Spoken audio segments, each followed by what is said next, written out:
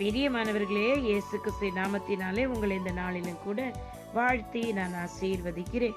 இன்றைக்கும் கூட நம்முடைய வழிகள் கர்த்தருக்கு பிரியமானதா இருக்கிறதா? நாம் நம்மை தாமே சோதித்து பார்க்கலாமா? வேத வசனம் இவ்வனமாக சொல்லுகிறது. நீதிமொழிகள் 16வது அதிகாரம் 7வது வசனம், ஒருவனுடைய வழிகள் கர்த்தருக்கு பிரியமாயிருந்தால், அதாவது உங்களுடைய என்னுடைய வழிகள் என் தேவனுடைய சித்தத்தின்படி, தேவனுடைய வழிநடத்தின்படி, பரிசுத்தாவின் வழிநடத்தும்படி அவருக்கு பிரியமானதா இருக்கிறதா? அப்படி இருக்குமாயின் அவனுடைய சத்துருக்களும் அவனுடைய சமாதானமாகும்படி செய்வாராம். நீங்கள் தேவனுக்கு பிரியமான வழியில அவருடைய வார்த்தையின்படி கீழ்ப்படிந்து நாம் நடப்போம் என்றால், உங்களுக்கு விரோதமாய் எழும்பினவர்கள், பகைஞர்கள், சத்துருக்கள், இதற்கு முன்பாக பல ஆண்டுகள் உங்களோடு கூட விரோதமா இருந்தவர்களா இருக்கலாம். ஆனால் என் தேவனாய் கர்த்தர் சொல்றார், நீங்க கர்த்தருடைய சத்தத்தை கேட்டு அவருடைய வழிநடத்தின்படி ஒரு இடத்திற்கு புறப்பட்டு செல்லவோ, இல்ல ஒரு பிசினஸ் செய்யவோ, உங்க பிள்ளைகளுடைய திருமண காரியங்கள்ல ஒரு முடிவெடுக்கவோ நீங்கள் செல்வீர்கள் என்றால், அந்த சத்துருக்களா இருந்தவர்கள் கூட வந்து உங்களோட சமாதானமாகும்படி தேவன் செய்வாராம்.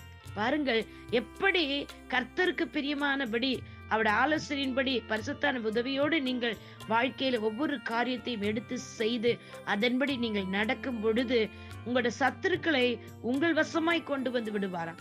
உங்களை பார்த்து முறுமுறுத்தவர்கள், கோபப்பட்டவர்கள், உங்களை பார்த்து திரும்பி போனவர்கள், உங்க மூஞ்சிலை நீ முழிக்க மாட்டேன் என்று சொன்னவர்களை கூட என் தேவனாய் கர்த்தர் உங்களோடு வந்து சமாதானமாகும்படி செய்வார்களா. உங்களை பார்த்தாலே எரிச்சலா இருக்கும். சில ஆட்களுக்கு உங்களை கண்டாலே பிடிக்காது, பொறாமையோடு இருந்திருப்பாங்க.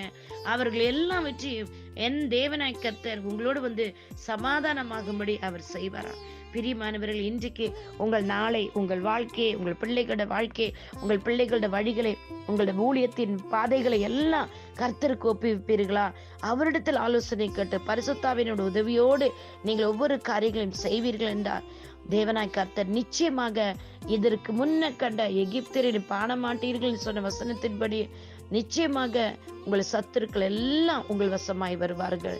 நீங்கள் சமாதானத்தை, சந்தோஷத்தை பார்ப்பீர்கள். இழந்து போனதெல்லாம் திருப்பி பெற்றுக்கொள்வீர்கள். உங்களுக்கு இனி சத்துருக்களே இருக்க மாட்டார்கள், பகைஞர்களே இருக்க மாட்டார்கள்.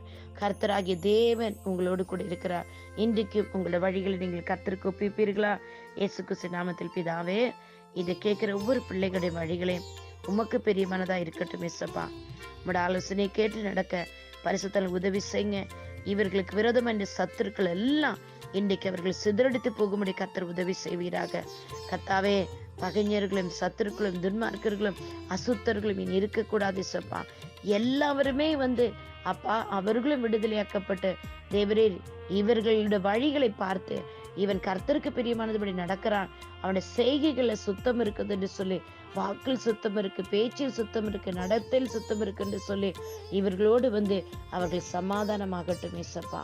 இன்றைக்கும் இதை கேட்கிற பிள்ளைகளை இயேசு கிறிஸ்து நாமத்தில் பிதாவே நீர் வழிநடத்தும்படி உங்களுடைய சமூகத்தில் ஒப்பு கொடுக்கிறேன். இயேசுவின் நாமத்தில் பிதாவே, ஆமேன். God bless you all. உங்களுடைய சகோதரி இவாஞ்சலி ஷீலா ரொசாரியோ. ஆமேன், ஆமேன், ஆமேன். உங்களுடைய வழிகளை கர்த்தருக்கு பிரியமானதுபடி உங்களை வழிநடத்த அவருக்கு ஒப்பு கொடுங்க. ஆமேன்.